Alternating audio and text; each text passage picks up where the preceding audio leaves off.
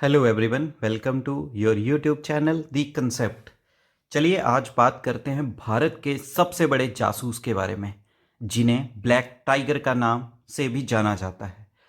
ये एक भारत के ऐसे जासूस रहे हैं जिन्होंने भारत के लिए बहुत सारे इंफॉर्मेशंस गैदर की थी, और ये इंफॉर्मेशन बाद में बहुत सारे इंसिडेंट के लिए भारत सरकार के काम भी आई। तो चलिए जानते हैं इनके जीवन के बारे में, कैसे इन्होंने भारत की सरकार का सहयोग दिया, बाद में पकड़े भी गए, पकड़े जाने के बाद क्या हुआ इनके साथ। चलिए इस इंटरेस्टिंग स्टोरी को जानते हैं। क्या भारत जैसे बड़े देश के लिए भी कुर्बानी देने वालों को यही मिलता है? ये शब्द थे रविंद्र कौशिक, जिन्हें ब्लैक टाइगर के नाम से जाना जाता है। उन्होंने बहुत सारे जेल में पकड़े जाने के बाद बहुत सारे लेटर्स लिखे थे। उन लेटर्स में से ही ये कुछ शब्द थे उनके। तो रविंद्र कौशिक, जो कि सेंट्रल जेल में बंद थे मियांबली पाकिस्तान में, वहाँ पे उन्होंने अपने अंतिम समय जीवन के निकाले। तो चलिए जानते हैं इस अनसुनी कहानी के बारे में, जो कि बहुत ही ज़्यादा इम्पॉर्टेंट है हर इंडियंस को सुनना। ग्रेट स्पाई, इन्हें बहुत बड़ा जासूस बोला जाता है, क्यों जानते हैं। रविंद्र कौशिक, जो कि इंडिया के बहुत ही ज़्यादा प्रमुख खुफिया जासूस थे, अंडर कवर स्पाई।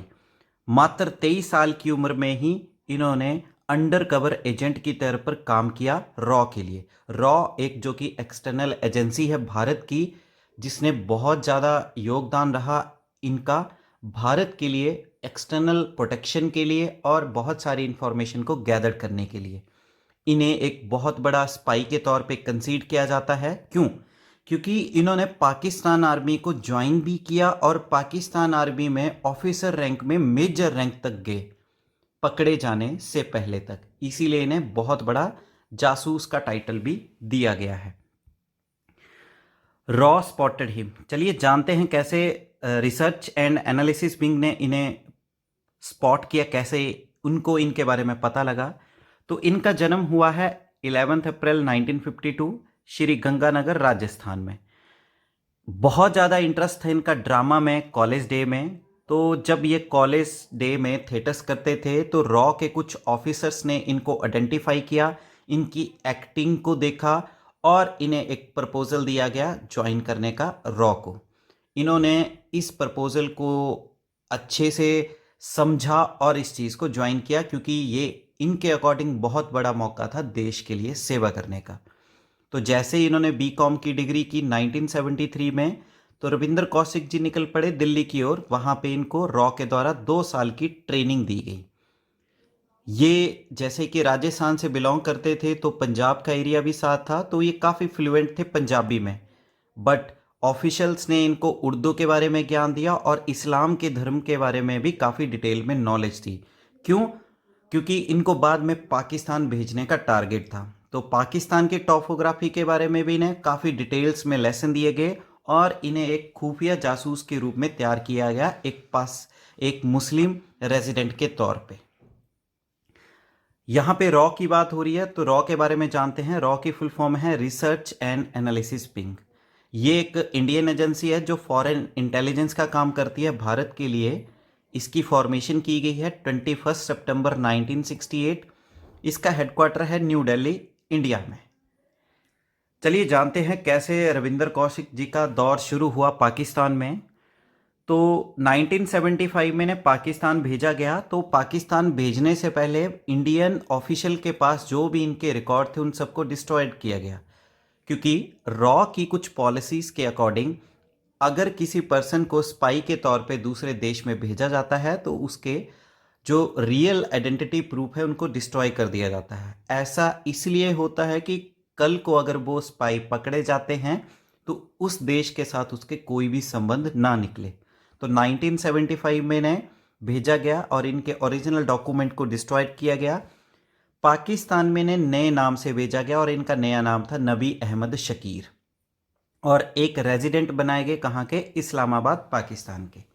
वहाँ पे उन्होंने कराची यूनिवर्सिटी से एलएलबी की डिग्री की और इन्होंने ऐसा कारनामा किया जो आज तक कोई भी स्पाई भारत के लिए नहीं कर पाया। इन्होंने न्यूज़पेपर में एक ऐड देखी और वो ऐड थी पाकिस्तान आर्मी की रिक्रूटमेंट के लिए।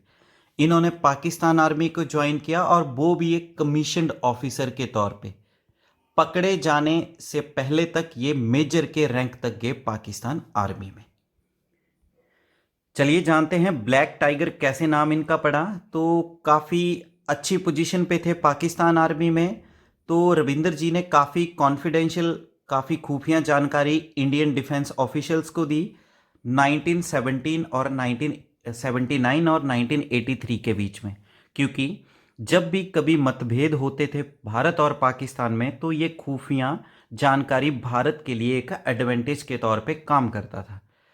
तो इनके काम और इनकी बहादुरी को देखते हुए उस समय की प्रधानमंत्री इंदिरा गांधी जी ने एक टर्म कॉइन की। टर्म का नाम था ब्लैक टाइगर, और इन्हें एक टाइटल दिया गया ब्लैक टाइगर का, इनकी देश के प्रति बहादुरी और सर्विस को, सेवा को देखते हुए।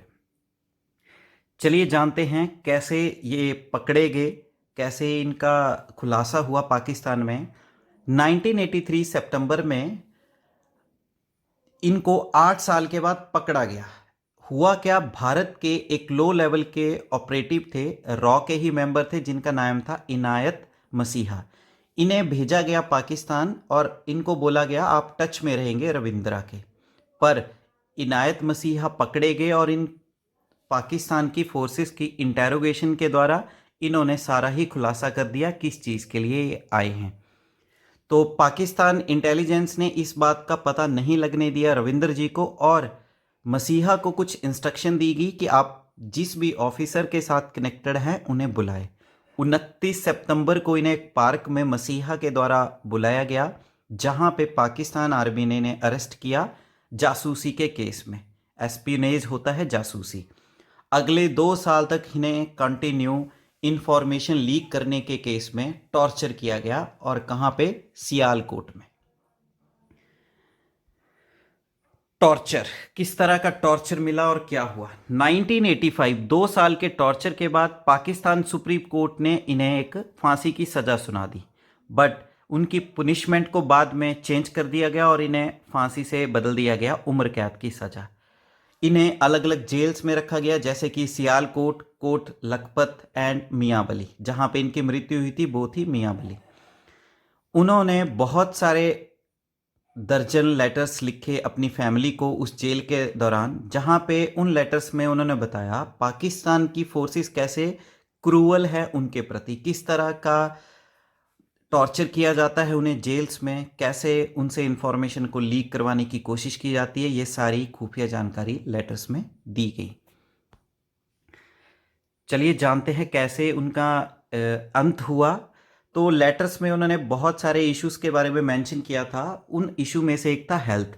उन्होंने बताया कि वो डिटेरियोरेट हो रहे थे, उनकी क्षमता धीरे धीरे खत्म हो रही थी, क्योंकि उनमें एक बीमारी पैदा हो गई थी अस्थमा की, और पाल्मोनरी ट्यूबरक्लोसिस। पाल्मोनरी ट्यूबरक्लोसिस मीन्स फेफड़ों में टीबी भर हो गया था। क्योंकि ये सब हुआ था, और भी ज़्यादा खराब हो गया, क्योंकि जब पाकिस्तान फोर्सेस इन्हें टॉर्चर करती थी जेल में, तो इस बीमारी को और ज़्यादा बढ़ावा मिला। तो बहुत सारे बीमारियों से जूझ रहे थे ये अंतिम समय में। At the end Ravinder Kaushik, जिनके बारे में बहुत कम लोग जानते हैं, विदेशी जमीन न्यू सेंट्रल मुल्तान जेल 2001 में इनकी मृत्यु हो गई, और उनकी अस्थियों को जेल के ही पीछे क्या कर दिया गया, दफनाए दिया गया। अब इस एक्ट को एक ह्यूमिलेटिंग एक्ट बोलते हैं सरकार का। क्यों? क्योंकि उनकी मृत्यु के पश्चात उनके भाई राजेश बारनाथ और उनकी मदर अमला देवी ने कुछ बहुत सारे लेटर्स लिखे थे इंडियन गवर्नमेंट को कि उनको पाकिस्तान की जेल से छुड़ाया जाए जब वो जेल में थे मरने से पहले। बट उन लेटर्स पे कोई गौर नहीं की गई उस समय की भारत की सरकार के द्वारा। और जब इनकी फैमिली को इनकी डेथ के बारे में बताया गया, तो इनके फादर उसी समय तत्कालीन हार्ट फेलियर होने के कारण उनकी मृत्यु हो गई।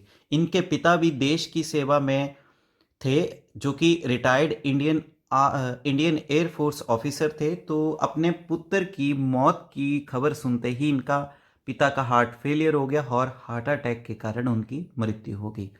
शुरू में इनकी फैमिली को 500 रुपये का मंथली अलाउंस दिया जाता था, जिसको बाद में 2006 तक 2000 रुपये कर दिया गया था। जैसे इनकी माता की मृत्यु अमला देवी की 2006 में होगी, इस अलाउंस को भी बंद कर दिया गया। तो दोस्तों, होप है आपको ये कहानी अच्छी लगी होगी। ये कहानी एक सच्ची घटना पे है जो रविंद्र कौशिक यानी कि ब्लैक टाइगर के साथ हुई है। भारत के बहुत ही कम लोग इस कहानी के बारे में जानते हैं और हमारे अकॉर्डिंग इस कहानी के बारे में सबको पता होना बहुत ही ज़्यादा इम्पॉर्टेंट है। तभी भारत के हर एक नागरिक का देश की सुरक्षा के लिए, देश के प्रति किस तरह का समर्पण है, उन सब के बारे में जानकारी होना अनिवार्य है। आपको वीडियो अच्छी लगी होगी, वीडियो को लाइक करें, शेयर करें और चैनल को सब्सक्राइब करें। आपका अपना चैनल दी कंसेप्ट। धन्यवाद।